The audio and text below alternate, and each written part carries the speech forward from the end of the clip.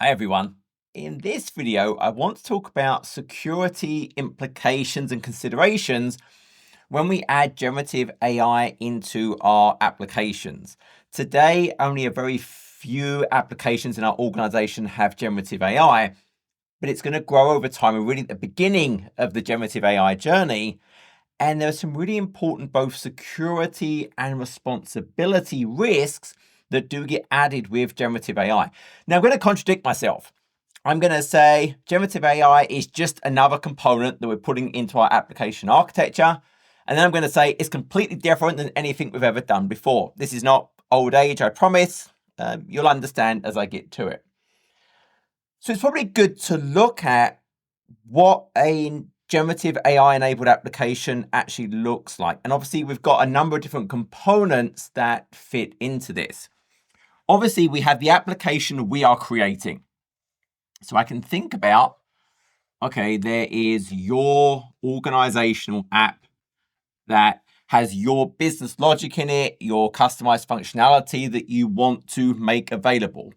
Now, you want to make it available to, well, maybe it's users, maybe it's some other client application. Maybe you're creating some kind of agent that will get called by other generative AI applications. Whatever that may be, you're going to have communications from some set of parties. Now, I'm going to then have my generative AI model. And we'll draw this in our fancy universe, because this is the cool new thing that has this creative set of capabilities. It's using this neural network to, via a probability distribution, predict the next most likely token, then the next one and the next one, etc., etc. So we have our Gen AI model. And the specific model, the version, will probably change over time, but obviously there's a communication between my application and that generative AI model. Now, you may be using some kind of orchestrator, LangChain, semantic kernel, prompt flow, whatever that may be, but there's a communication going between those. Now, the exact model I use may vary, and we'll talk a bit more about that in a second, but most likely I want to add some additional knowledge to it that was not part of its training data. So obviously it has its pre-trained knowledge built into the model that helps drive those biases and the weights of all the neurons and the connections between them. But I have some private data that I want to add as part of its ability to generate information on. So I also therefore have a vector database. And I covered up vectors in a different video, but it's really good at enabling me to find things based on natural language, which is obviously the big deal when we're dealing with generative AI. It's not that lexical fixed term match. I need to use natural language to find things. So I'm going to have vector enabled my database. Now, this could be SharePoint.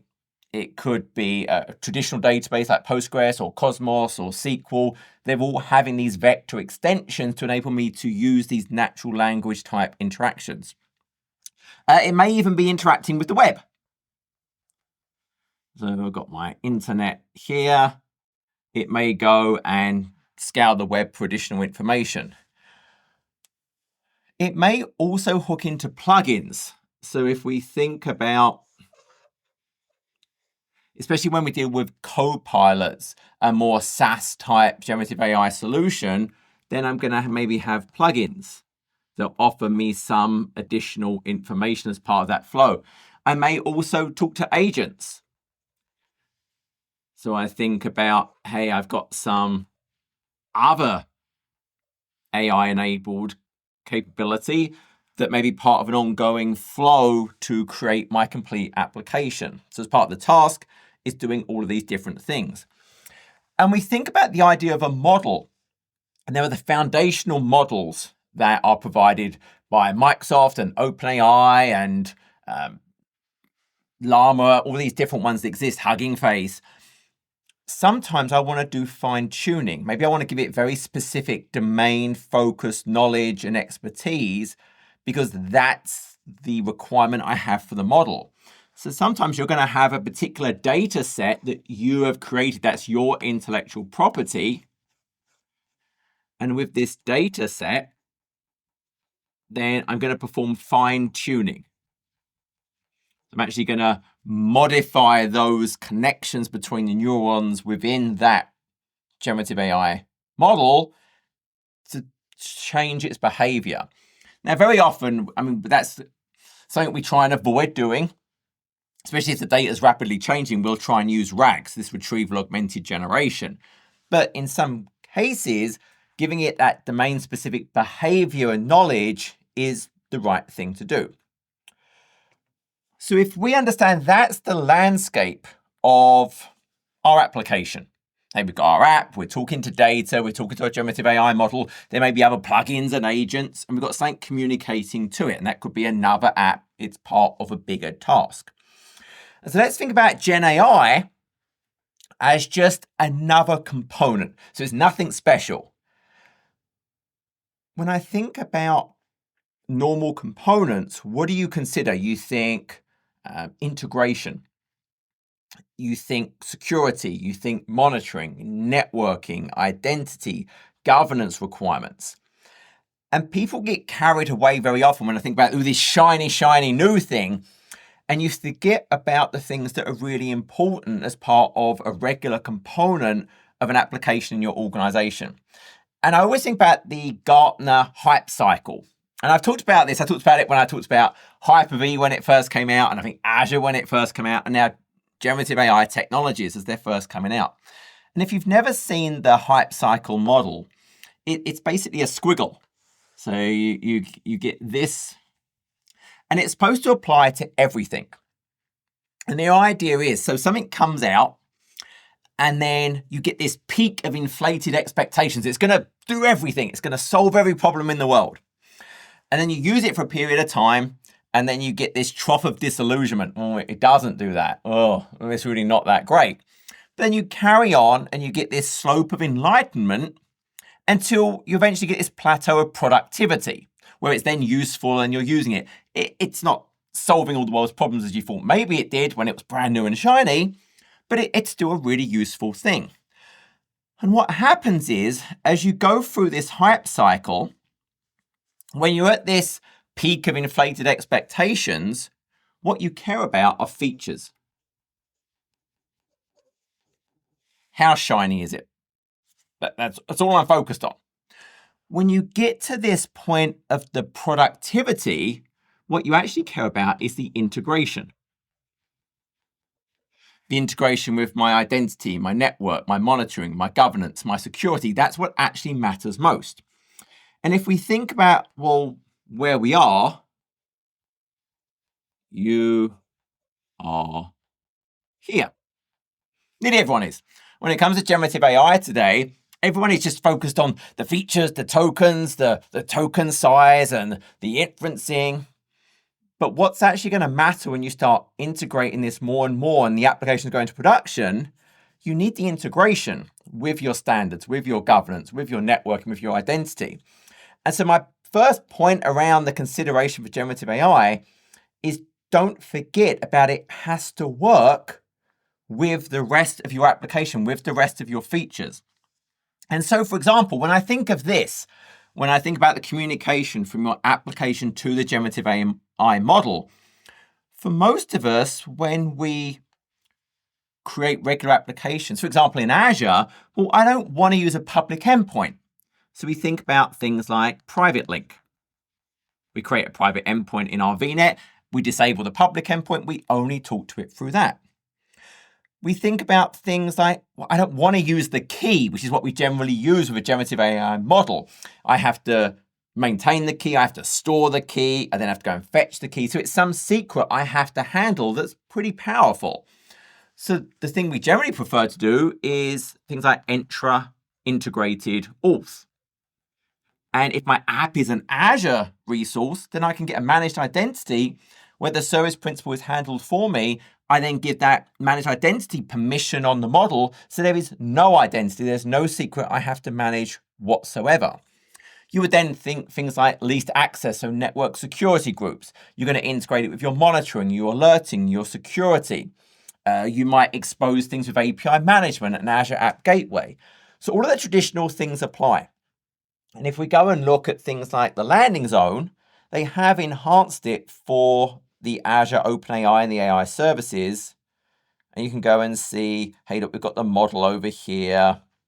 And then there's like an app gateway over here. There, I think it's APIM is sort of sitting over here. So there are considerations with it, but it's still using the cost management, the policy assignments, the Defender for cloud integrations. It's using a private endpoint to go and talk to it. So don't let it become this thing that's sitting out there and doesn't follow your normal practices. You do not want that to be the case. So in this conversation, it's just another component. Make sure you apply all of the same best practices and governance that drives the rest of your app architecture to keep this secure. Now, let's think from a completely different angle that this is something you have never, ever seen before. Because it is creative in nature. And that creativity opens up some new challenges for us. The biggest thing is it is non-deterministic. For nearly everything before generative AI, if I give it a certain input, it's always going to give me the same output. If I have this set of input parameters, the output will always be exactly the same. That is not the case with generative AI. It's non-deterministic. The same input, the exact same input will give a slightly different output.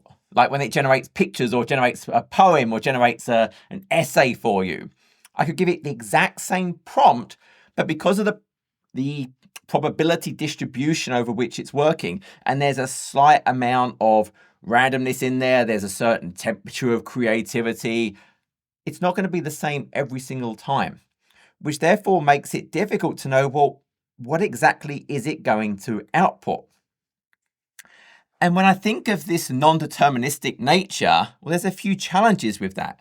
I have to think, well, there's concerns around security,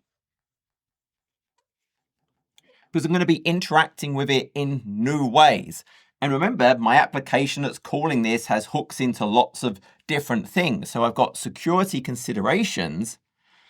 But the other concern I have over here is the idea that, well, it's not just the security, it's responsibility. Because it is going to be generating content. And if it's non-deterministic, how do I know it doesn't have some bias that shouldn't be there? How do I know it's not hallucinating and giving things that is just not true? And although they are separate elements, they are very tightly integrated. So we're going to really kind of treat them both together and think about, well, what are some of the things we can do? But I always have to think about, I have to have certain constraints because I need to make sure there are not influences beyond what we intended. And when I think of something that's generating and being creative, how do I measure, for example, if there's a bias? How do I know what's normal and what is a biased output? How do I know if it's got some bias I never anticipated? So there's a whole set of new risks.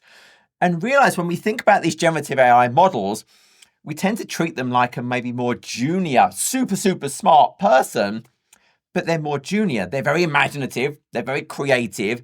They want to please, which means they're kind of open to being exploited if you talk to them, and social engineering works with these generative AI models. They're not very good at keeping secrets. Anything they know, they're kind of desperate to spill out and share if they can. So we have to think about ways to, again, constrain and control these behaviors. So what can we do? So let's think firstly about the model itself. So we're creating an application and we're going to pick a model. And let's assume for right now we're picking a foundational model, i.e. it's one of the models created by Microsoft or OpenAI. And firstly, make sure you get the right one. Be 100% sure you are actually installing the right model. Because what happens is that you'll get people will go and create their own version of the model. They'll tweak things, they might tune it, and then they'll go and put it up in the marketplace. And it may look like the right one, but it's not. It's actually by someone else. Well, they may have put a backdoor into their model. They may have poisoned the model in some way with bad data sets to add some bias or malicious behavior. And so when I go into things like the Azure AI Model Hub, look at who uploaded and created that model and make sure it's the official one. So if we, for example, jumped over for a second, so let's just go and look at our model catalog. So right here, I'm looking at the models. If I was to search for a model, search for the Microsoft models, for example, well, you'll see there are other ones that people have kind of tuned and done things. You want to make sure you're installing the correct version you want. I'm not using some bad version that potentially has something in there that does something malicious. Additionally, if I go and look at the models, one of the nice things here is I can actually click the security, and you'll see that Microsoft have partnered with Hidden Layer. And so Hidden Layer goes and performs scans on the model. So it did not detect any vulnerabilities, any embedded code, integrity issues with these. So I always want to go and look for this as well, because this again gives me another degree of confidence that, oh, okay, this model has actually had some additional work. So the models that Microsoft hosts as a service, it does additional work on to make sure, hey, these are good and safe for its customers. So if we go and look at another one, for example, so this is a Meta Alarm model. And again, we can see, hey, they've gone ahead and done this scanning. They do a number of other things as well, which we're going to talk about as we go through this. Now, it could also be that, okay, great, I picked the right model. I've made sure there are no backdoors because I'm doing those scans. And in this case, in the Azure AI Model Hub, I can go and look for that to see if that additional scan has been performed. But now let's imagine I am doing my own fine tuning. Well, you need to make sure no one has messed with your data set that you're using. So I want to make sure that my data set has not been poisoned. Now, for example, one of the things here is if you were using the web as part of some training data, bad actors could go and poison, for example, a Wikipedia article is something that researchers have found that would then poison the data set. And I think they found that you only need 1% of the data to be poisoned, and it can have huge impacts on how your model actually behaves. So that would be a really big deal. Additionally, realize if you've got your data set, so you're doing some fine tuning of the model, make sure your data set is correctly anonymized.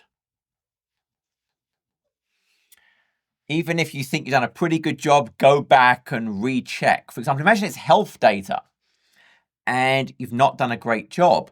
Well, remember, this data is going to go and tweak those weights and biases of all the neurons and the connections between them in your model. Once again, a bad actor might be able to try and manipulate the model to get it to give out some of that source information that was used to train it. Well, now you've got multiple problems. You're leaking your intellectual property, but maybe now you've got problems that you're leaking data about your customers. So you need to really have a lot of care in anonymizing this data, but also you now want to make sure about, well, what are those interactions with the model? Because that model has become your intellectual property. As soon as you start using your data to train it, now the model is your intellectual property as well. So who has access to the model? Could they go and download it? That would be a huge problem if someone can actually go and get access to your model. But imagine you just give out API access. So now imagine we've got our sort of bad actor here. If the bad actor has API access, there's a number of techniques they can use to try and find information out. So one of the things could be they try and extract that source material that was used as part of the tuning. So now it's leaking data. So I could think about data leaks. But it could also, if the model is now your intellectual property and they have API access, through API interactions, can they do model inversion? And what model inversion is saying is they can basically over time work out what it was trained on. And if they can work out what it was trained on, they could then reproduce it to create a copy of the model in their own environment. So you want to make sure that you really restrict and control what are those accesses to your own tuned model, because obviously then you run the risk of leaking it. So now I can think, okay, you've got your application. Your application talks to the model. Well, this application or user that talks to it, they can send prompts as part of their interaction. So what we're going to get over here is a prompt. And what we talked about is often we want to add additional data to the information we're going to send. So the user gives some prompt, and then my app maybe needs to go and enrich that prompt. It's called grounding with some additional data. Maybe it's going and searching the web, or maybe it's some private data that you have as an organization. And this is one of the huge concerns people have around generative AI applications is, yes, there's a whole set of concerns about generative AI and its predicting and being creative, but it's this idea of, I have this vector database. Now, remember, vector databases are fantastic because they're great for natural language. They create these high dimensional vectors that represent the semantic meaning of the data. And then we create another vector, the semantic meaning of the query, and we look for vectors that are very close to each other, the nearest neighbor. And so this vector database is going to now enable us to be really, really good at searching for data. And that's the problem. It's not a problem with RAG. It's that in many companies, they have not locked down their data correctly. So if I have weak data protection, if I have weak access control lists and permissions on my data, that a normal user wouldn't have found it. So it wasn't such a big problem. It's why people didn't like Delve. When Microsoft released Delve was suddenly really good at finding information. People were like, I'm turning that off. Well, now we have this vector database that's just fantastic at finding information. So now what I have to do is, for all the data in my organization, I have to make sure I've discovered it so I know where it is. I have to make sure I classify it. I have to make sure I label it. And I have to make sure I protect it. That could be protection in terms of data leakage rules, in terms of ACLs, permissions, whatever that might be. But I have to have applied all of this to my data to ensure that suddenly it's not finding salary information out about everyone in my organization. That would be a sad day. It's also important that when you have your application talking to these vector databases, if it's on behalf of some user, the interaction should be in the context of the user. So suddenly a user doesn't have access to data, because assuming it's been protected correctly, what if my application has its own identity with huge permissions? Well, suddenly the user can get access to stuff they couldn't. So whenever I'm interacting with data that has ownership and is potentially classified and protected, the app has to act on behalf of the user and the user's permissions when it's going and looking at the data. Imagine I had, for example, a database of all my customer service interactions, and a customer calls in. Well, if I'm searching previous cases, I'd only want to search for cases for that customer, act as that customer. I won't want to risk potentially leaking information about another customer's sets of interactions. So you want to be super careful with those. So discovering your data, this is where things like Purview comes in to help do the discovery and classify and protect it. Make sure you've not got SharePoint oversharing. And there's an oversharing blueprint that can help you find those things and lock that down. So this is a really big deal to get the data properly permissioned. Realize if I'm using plugins, and this is more common with the Copilot type solutions, but if I have a plugin, well, then potentially everything I'm sending to the model gets sent to the plugin. Maybe the response gets sent to the plugin. Same for other agents. What does it get sent? So the key point here is if you're using any plugins or agents, make sure you really understand and trust them, because they could see everything that you're sending, all of the additional data. So don't just turn on a bunch of plugins if you don't really understand what it's doing and what the vendor can see and what they're doing with it. You have to really trust it before you start doing that. And then we get to the user interaction or the other application, and they're sending some prompt. Now, think of this as a malicious person. They're trying to make it perform some action it shouldn't because there's some plugin, there's agents that can do other things. They're trying to get it to reveal information. And when we think about the communication from the app, what gets sent, the prompt is made up of different bits. There's a system prompt, there's the user prompt that's been asked, there's the assistant prompt, which gives it the previous interaction, so it has a context. So this is completely stateless. It doesn't remember anything. When I have those multi-turn interactions, well, I'm sending the previous turn as part of the prompt I send it. And the model, for the most part, treats all the different components of that prompt the same. So there's a risk that I can try and do something malicious to pollute or override maybe some of the protections I put in, as, for example, as part of a system prompt. So if I think about the prompt, there's two key types of attack that we can see. But basically what I'm doing here is a prompt injection. And the first one is we have the idea of a direct attack, also known as a jailbreak. So I'm putting in some malicious set of instructions. Now, when these first came out, it was really easy to do this. And you probably heard of something called Dan. And Dan, I think, was do anything now.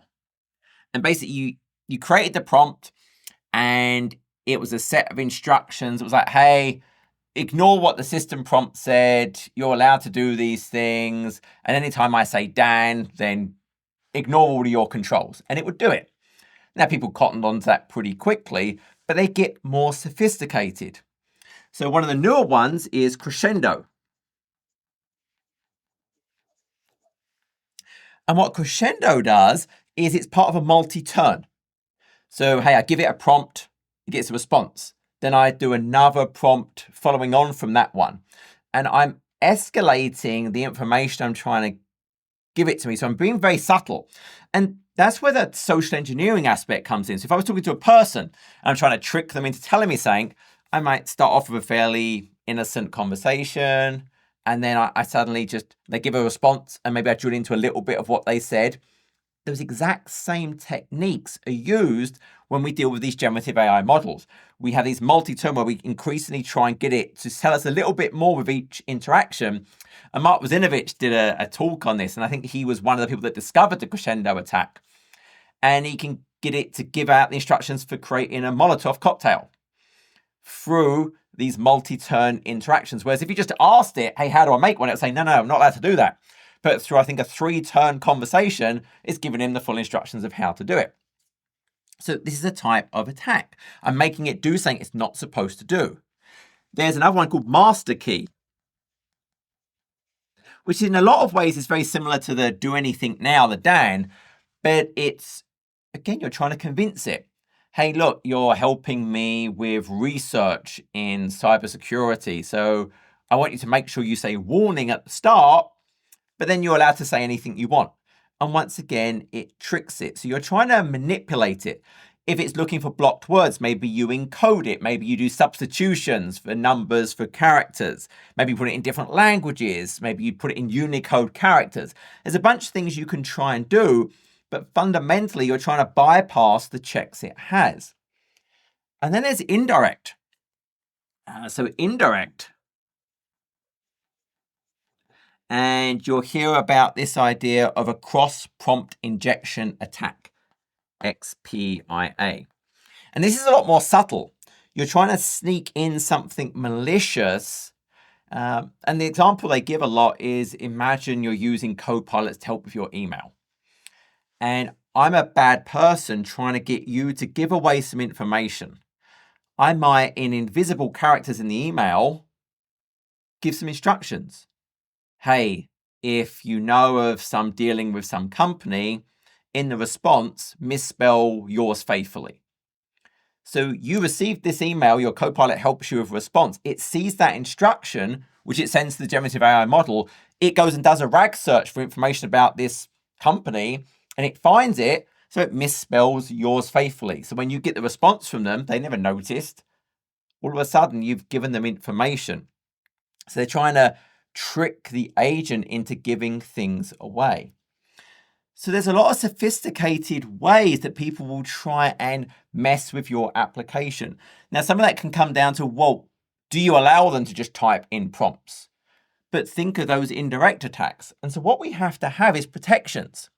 And so if I think about, okay, you have the generative AI model, what we must do around that model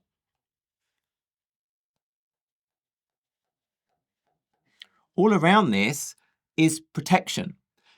And we can think about the idea of, I can't draw at all today.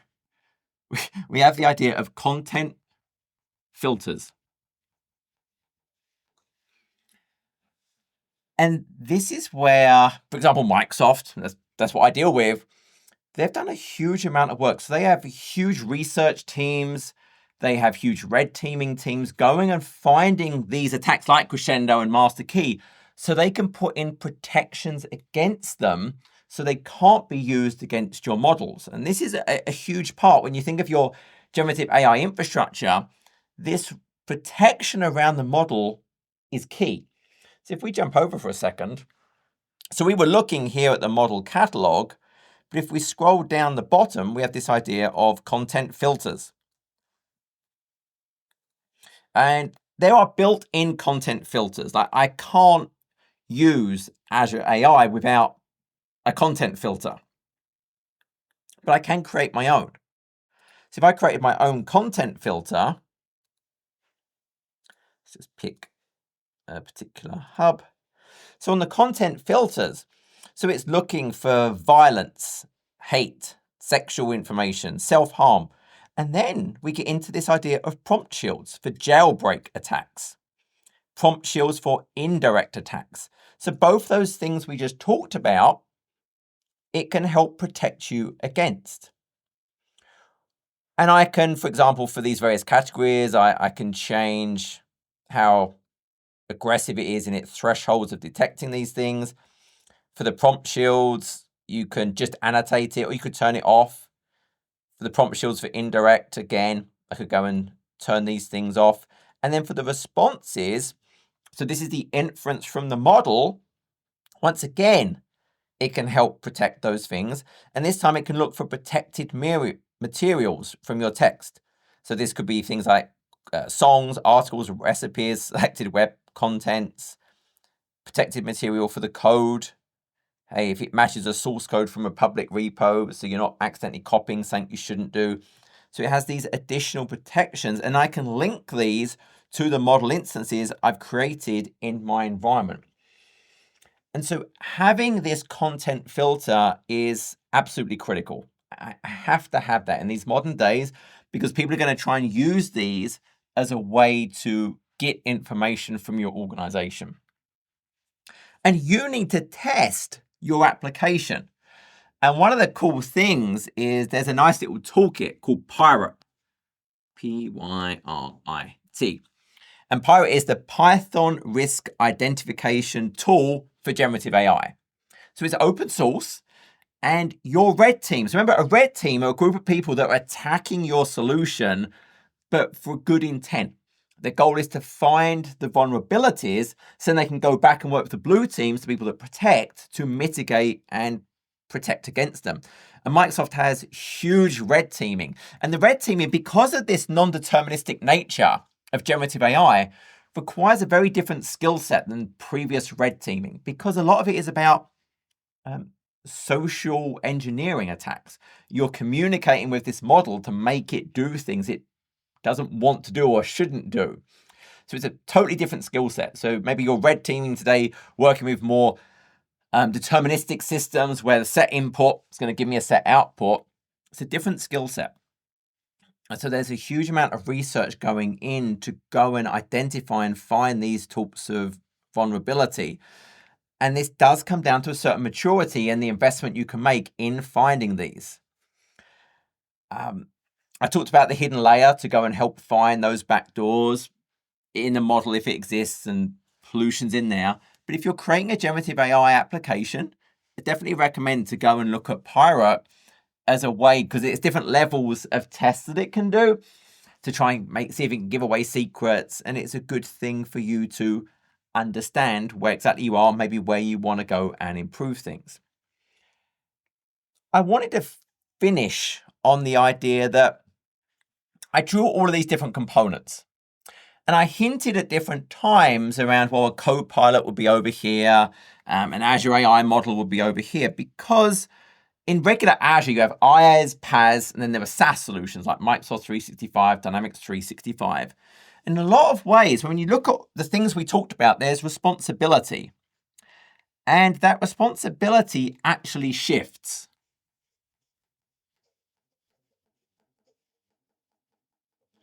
And often we talk about, well, could I solve this by hosting my own model? Could I use an Azure AI solution? Is there a Copilot that would do the work? And we have the same idea. So you could do an IaaS. So an IaaS is basically bring your own model. You maybe host some VMs with GPUs and you just completely run your own model. Realize in that scenario, your responsibility is everything. You're responsible for hosting the model, looking for the backdoors in the model, looking for how it can work for the model, the infrastructure hosting the model, all the plugins. You have to do everything for that. Then there's the idea of a PaaS solution. So a PaaS solution, this would be something like Azure AI. You're not responsible anymore for looking for those backdoors in the model. Has it been poisoned? Has it been corrupted in some way? You're responsible for the app. You might be responsible for checking things like the plugin. You're responsible for your data security. You're responsible for your app.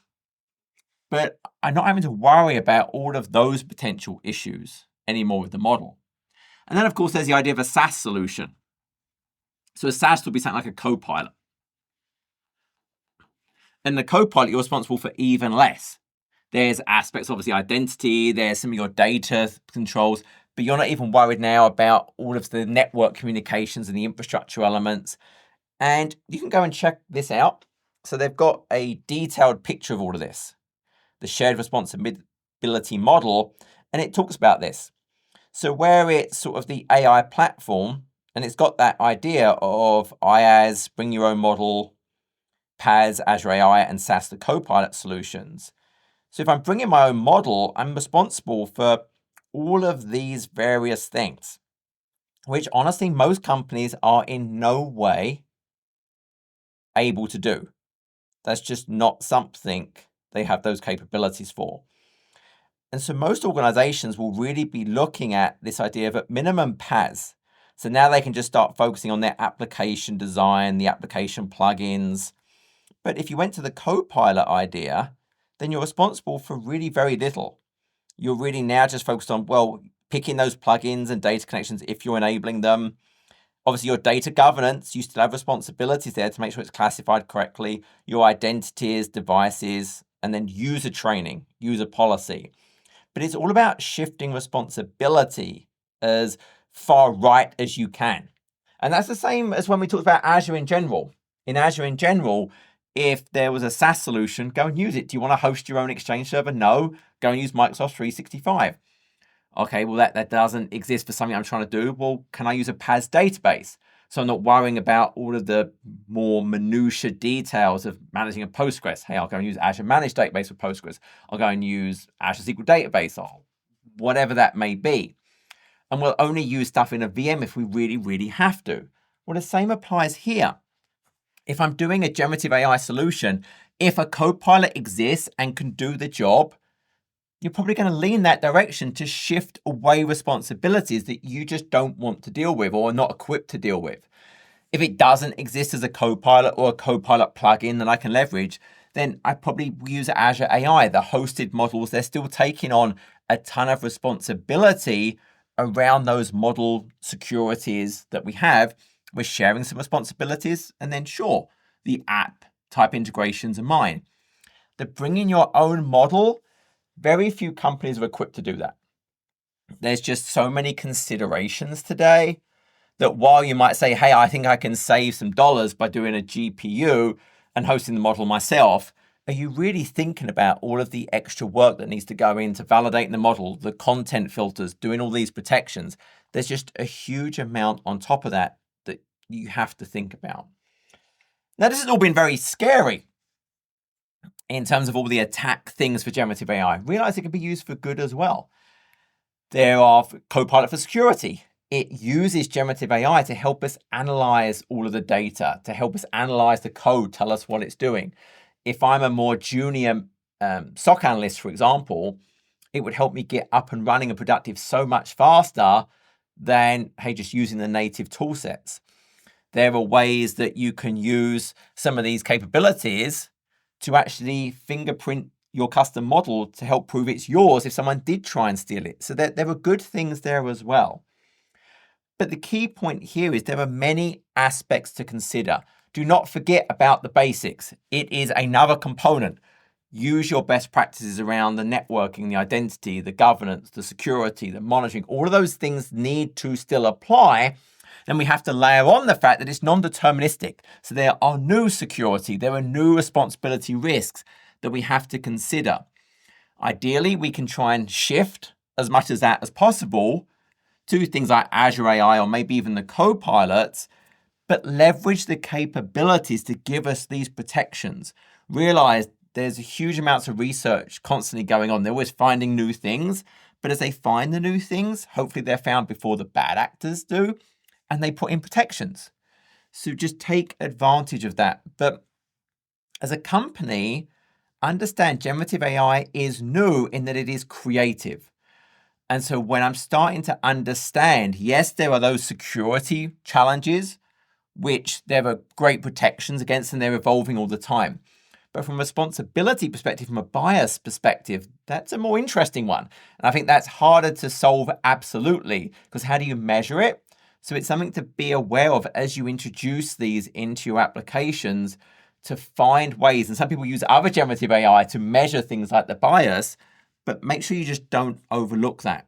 Make sure you're testing as thoroughly as you can. And Microsoft do have a whole set of responsible Azure AI things, which are interesting to look at. They go through the different areas around fairness, reliability and safety, privacy and security, inclusiveness, transparency, and accountability. So as an organization, if I'm choosing to use generative AI, you want to make sure you're considering all of those. I hope that was useful. Until next video, take care.